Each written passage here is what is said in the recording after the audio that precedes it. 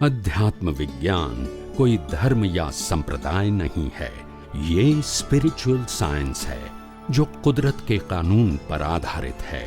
ये विज्ञान पूरे ब्रह्मांड के सभी रहस्यों को उजागर करता है और जीवन के सभी पहलुओं को समझने के लिए एक नई दृष्टि देता है। इसी को आर्ट ऑफ विजन कहते हैं, दुनिया को देखने की एक नई दृष्टि, जो अध्यात्म विज्ञानी परम पूज्य स्वामी श्री कमलेशानंद जी के निर्देशन में सनातन सत्य का अनुसंधान कर हमारे जीवन को प्रकाशित करे। जय सच्चिदानंद।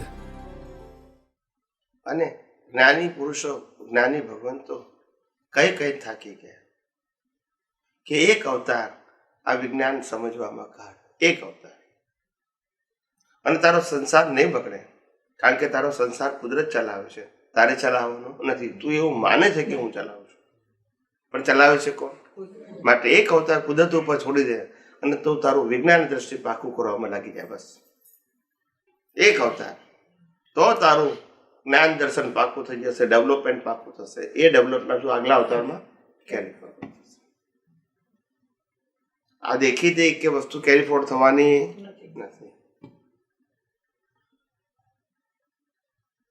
સમજાયું?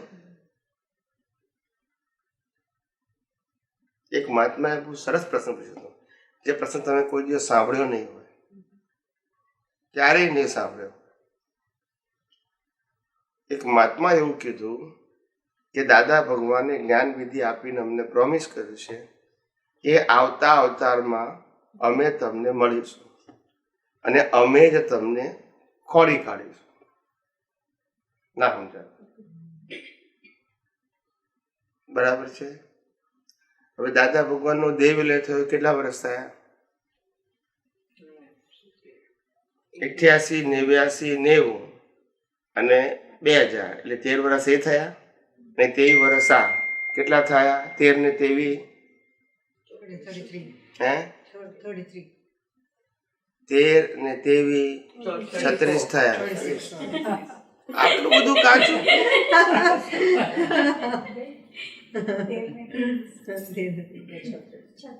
વાણિયાની હજુ ખોટું બોલાય ગણતરીમાં.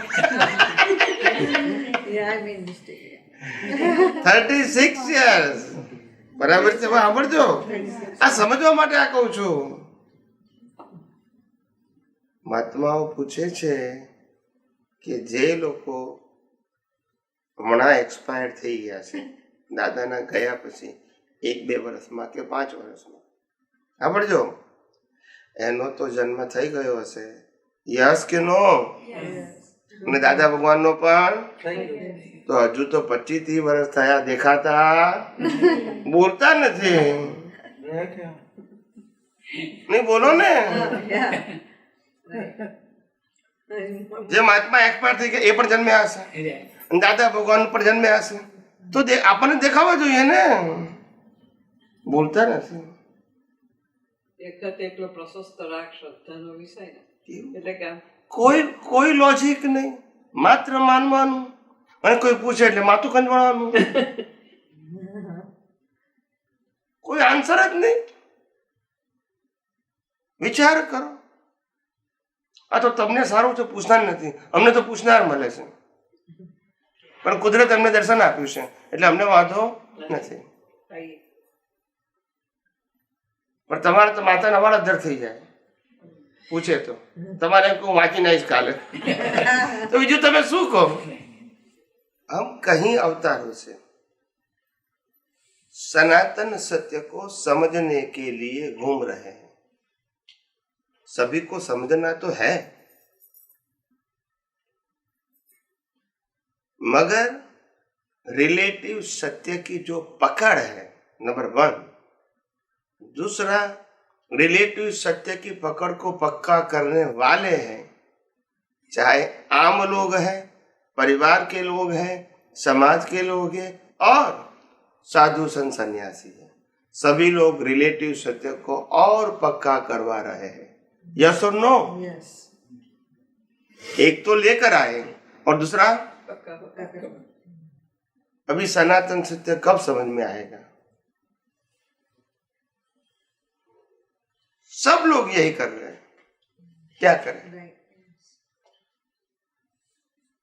और जैसे जैसे आपको विज्ञान समझ में आता है तुरंत मालूम हो जाता है कि जैसे विज्ञान का उपयोग on the spot relaxation feel होता है, सेपरेशन फील होता है। यस के नो?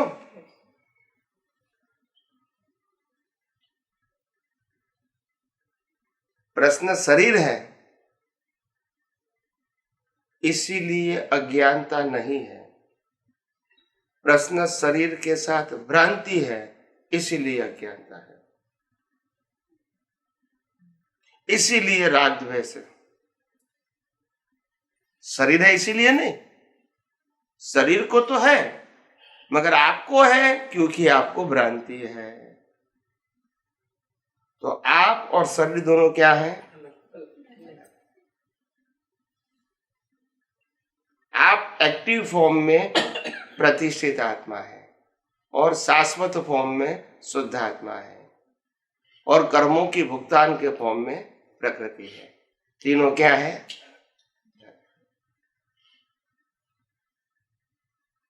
तीनों अलग है।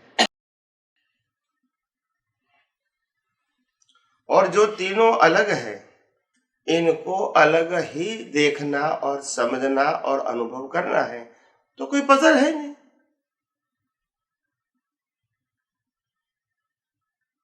शरीर भी कुदरत का और सत्ता संपत्ति संबंध साधन भी प्रकृति के साथ जुड़ा है। ये शरीर कुदरत का और सत्ता संपत्ति संबंध साधन भी किसका है? न शुद्धात्मा का है न प्रतिष्ठित आत्मा का है। यस और नो?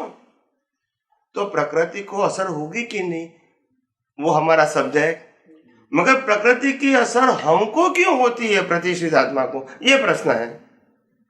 जब आइडेंटिटी अलग है तो वेयर इज द प्रॉब्लम?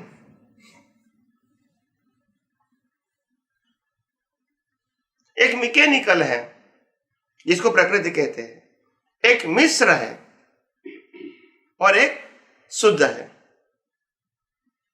ये मैकेनिकल चेतन है, ये मिश्र चेतन है और आत्मा शुद्ध चेतन है। तीनों की क्वालिटी, कैटेगरीज, एग्जिस्टेंस क्या है? अलग। रोल भी क्या है? क्यों कंफ्यूजन क्रिएट करते हो? जब आइडेंटिफिकेशन अलग है, लाइन ऑफ डिमार्केशन अलग है, फिर क्यों कंफ्यूजन करते हो? प्रकृति को क्या है क्या नहीं वो हम नहीं कहना चाहते हैं, मगर प्रकृति को जो हो रहा है वो मेरे को हो रहा है ये क्यों मानते हो, ये प्रश्न है। अगर मैं प्रकृति से अलग हूं तो मेरे को हो रहा है वो ज्ञान की क्या जरूरत है? यस के नो? राम की सीता रावण ले गए, वो राम शरीर का नाम था। यस और नो? और सीता भी शरीर का नाम था और रावण भी शरीर का नाम था। तीनों में से एक भी प्रतिष्ठित आत्मा का नाम नहीं था। तो तीनों के अंदर प्रतिष्ठित आत्मा क्या था और शुद्धात्मा भी? तो पजल कहाँ है? मन वचन काया तो कर्मों की भुगतान का साधन है ही, तो उनको तो सफरिंग आएगा एज पर द प्रोग्राम, मगर उनका सफरिंग मेरा सफरिंग मानना ये तो अज्ञानता है।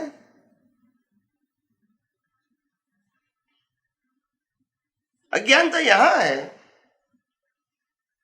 समझ में आया? और इसीलिए हमने कहा correct your vision, not mind, speech and action. Correction कहां करना है? विजन में, जिसको सिंपल भाषा में कहते हैं दृष्टि में। अगर इसको नीचे जाएंगे तो भी कहेंगे ज्ञान और दर्शन में। ये मन वचन काया को करेक्ट नहीं करना है, सुधारना या बदलना नहीं है, वो तो अपने आप एवरी मोमेंट एग्जॉस्ट हो ही रहे हैं विदाउट चॉइस। ये प्रकृति का स्वभाव ही वे टू स्मशान है। क्या है? तुम कुछ भी करो, वे टू, इसमें कोई ऑप्शन नहीं। तो जो वे टू स्मशान है उनके लिए हम क्या सोचेंगे? वो तो हर मोमेंट स्मशान की ओर जा ही रहा है। हमको धकेलने की जरूरत नहीं। They reduce the life every moment. Yes और नो? उनकी आयु खत्म हो ही रही है। इसीलिए मैंने कहा आत्मा की शक्ति को पहचानो। सोल नहीं है तो वर्ल्ड नहीं है। यस और नो? सोल वर्ल्ड नहीं है, मगर सोल नहीं है तो वर्ल्ड नहीं है। क्योंकि कौन जानेगा? आत्मा नहीं है तो दुनिया को कौन जानेगा? Who identify? जड़ कर सकता है बाकी के 5 तत्वों को? 5 तत्व दुनिया को आइडेंटिफाई कर सकता है? नहीं कर सकता है। तो चेतन है, इसीलिए दुनिया है। दुनिया को पहचान करने वाला है, दुनिया की अवस्थाओं को अनुभव करने वाला है। अगर चेतन ही नहीं थे तो चेतन खुद नहीं करता है, मगर चेतन की हाजिरी से ये होता है। इसको कहते हैं पावर चेतन। क्या बोलते हैं? वो पावर चेतन 2 प्रकार के, एक चार्ज पावर चेतन और दूसरा डिस्चार्ज पावर चेतन। डिस्चार्ज भी पावर चेतन है।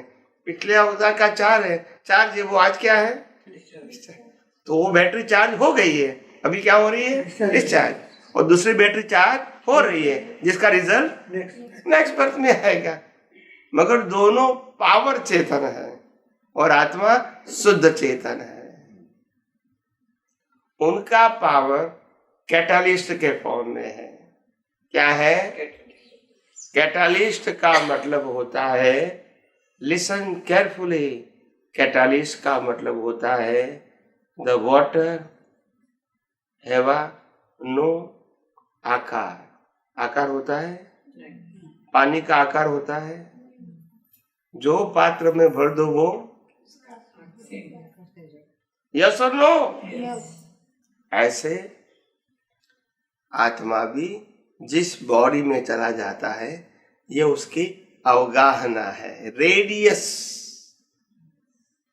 उनका जो पावर है वो स्प्रेड आउट होता है। ये बाउंड्री के मुताबिक, चींटी में भी बाउंड्री होती है, एलिफेंट में भी बाउंड्री होती है, और ह्यूमन में भी बाउंड्री होती है। खुद का कोई आकार, खुद वो निराकार है, मगर उसको बॉडी दे दिया तो वो आकार हो गया। रियली आकार नहीं है। समझ में आया? और जब आकार के अंदर आत्मा होता है और वो आत्मा का जो ज्ञान प्रकाश है, वो ज्ञान प्रकाश अवस्थाओं को प्रकाशित करता है। उस अवस्था को देखने और जानने वाला प्रतिष्ठित आत्मा है। उनके पास जो ज्ञान दर्शन है, उसी मुताबिक प्रकाश में प्रकाशित हुई अवस्थाओं को वो देखेंगे और जानेंगे। प्रकाश न्यूट्रल है। क्या बताया? प्रकाश में राग द्वेष, मगर प्रकाश में दिखता है, उसमें प्रतिष्ठित आत्मा राग द्वेष करता है, मालिकी करता है, भोक्तापन करता है, कर्तापन करता है। समझ में आया? प्रतिष्ठित आत्मा, डिस्चार्ज प्रतिष्ठित आत्मा, मन बुद्धि चित्त अहंकार, એ આખું ટોટલ સેપરેટ પેકેજ છે. એનું જ્ઞાન દર્શન જુદું છે. હવે આ નવો ઉભો થયો છે, તો એ ક્યાંથી જ્ઞાન દર્શન લઈ આવ્યો? નવો એટલે કે as a act it is a new, It's a belief. but જ્ઞાન દર્શન in a terms of development is a carry on from the previous birth. और आध्यात्म विज्ञान में स्पष्ट कहा है डेवलपमेंट कभी खत्म नहीं होता है और माइनस भी नहीं होता है, तो वो development carry on up to केवल दर्शन. तो जो नया नवो प्रतिष्ठित आत्मा છે તે પેલું કારણ શરીર સાથે આ ડેવલપ થઈને આવેલો છે, કારણ કે નવો છે કે જ્યારે પણ ચાર્જ થાય છે ત્યારે પેલું પ્રતિષ્ઠિતાત્મા ડેવલપ જ થતો જાય છે સાથે, ઇનબિલ્ટ જ હોય છે. दो भाग સાથે अंदर दो भाग है, एक घाती कर्म है, वो पुरुषार्थ करने में सहायक है. अघाती कर्म है, वो परिणाम के लिए सहायक है. नाम कर्म, गोत्र कर्म, वेदनीय कर्म, आयुष्य कर्म, वो सफरिंग के लिए है. मिथ्या ज्ञान, मिथ्या दर्शन, मोहनीय कर्म पुरुषार्थ के लिए है. और अगर यहाँ सम्यक ज्ञान, सम्यक दर्शन निर्मोह हो गया तो भी पुरुषार्थ के लिए है. और आज का ज्ञान जो हम पाते हैं वो तो ज्ञान तो साथ लेके आए, आ लઈને જ આવેલો છે પ્રતિષ્ઠિત આત્મા. તમે કીધું કે નામ કર્મ પુત્ર આયુષ્ય અને વેદનીય, Yes. એ ડિસ્ચાર્જમાં છે. Yeah, discharge yes, yes. અંતસ્કરણ ઇન્ક્લુડેડ. yes, yes. એ ઘાતી કર્મ. અને અઘાતી એટલે જ્ઞાનાવરણ દર્શન મોહનીય, એ આખું અનંતરાય, એ Yeah. આખું કેરી ફોરવર્ડ નેક્સ્ટ લાઈફમાં થાય. यस यस ए इसमें प्लस माइनस होता है. क्या होता है? પ્લસ ज्ञान दर्शन, मिथ्या ज्ञान दर्शन होता है. मिथ्या ज्ञान दर्शन, वो मिथ्या ज्ञान दर्शन एकेंद्रिय से पंचेंद्रिय में डेवलप होता है. मिथ्या ज्ञान दर्शन मनुष्य में आने के बाद बुद्धि से वही मिथ्या ज्ञान दर्शन डेवलप होता है.